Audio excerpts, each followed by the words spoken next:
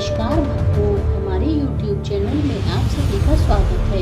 आज हम श्री दुर्गा सप्तशती का त्रयोदश अध्याय पढ़ेंगे। बोलो दुर्गे माता भवानी की जय। ऋषि बोले, हे राजन, इस प्रकार मेरी देवी जी का उत्तम महात्म कह सुनाया है। जिसने इस व्रत को धारण कर रखा है वही देवी विद्या उत्पन्न करती है।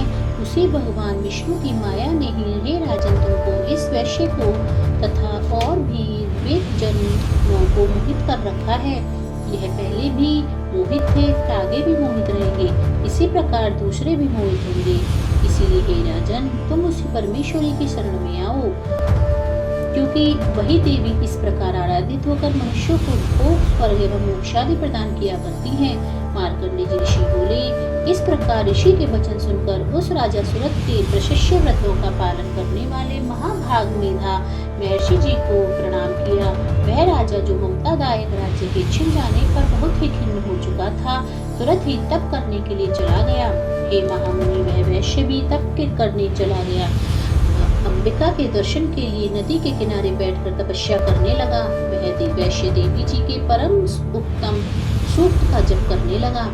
इस प्रकार उन दोनों ने देवी आराधना के लिए नदी के किनारे मृतिका की देवी जी की मूर्ति बनाई। फिर पुष्प, धूप, दीप, हवन, तर्पण आदि से धीरे धीरे आहार थोड़ा कम करते हुए निराहार होकर एकाग्रता से देवी जी में मन लगाकर देवी जी की आराधना करने लगा। उन दोनों ने बलि प्रदान के समय अपने अंगों से रुधिर का प्रोक्षण भी किया। इसी प्रकार संयम पूर्वक 3 वर्ष पर्यंत साधना करते रहे।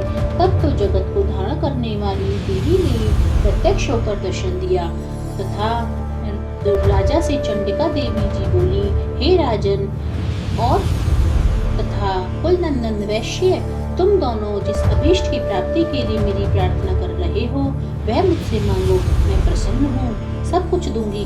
मार्कंडेय जी ऋषि बोले, तब भगवान ने तो दूसरे जन्म के लिए अक्षय रहने वाला राज्य मांगा और इस जन्म में शत्रु सेना का बलपूर्वक नाश करके फिर अपने राज्य की प्राप्ति का वर मांगा। वैश्य का तो चित्त संसार से खिन्न हो चुका था, इसीलिए उस बुद्धिमान ने जब ज्ञान का वर मांगा, जिससे के द्वारा संसार का अहंता ममतात्मक आसक्ति नष्ट हो जाए। देवी बोली, हे राजन, थोड़े दिनों तक तुम अपना राज्य पालोगे। कठिनता के बिना ही अपने शत्रु का नाश करोगे। वहीं पर तुम्हारा राज्य भी स्थिर हो जाएगा।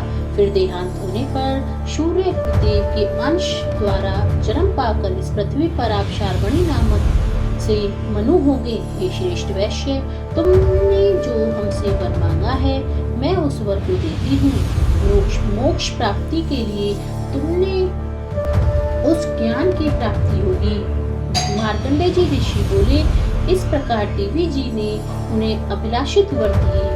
फिर उन दोनों की भक्ति पूर्वक की हुई स्थिति से प्रसन्न होकर तत्काल ही अंतर ध्यान हो गई। इस प्रकार वह क्षत्रिय श्रेष्ठ सुरथ देवी से वर पाकर फिर सूर्य से उत्पन्न होकर शार्वणी नामक मनु होगा।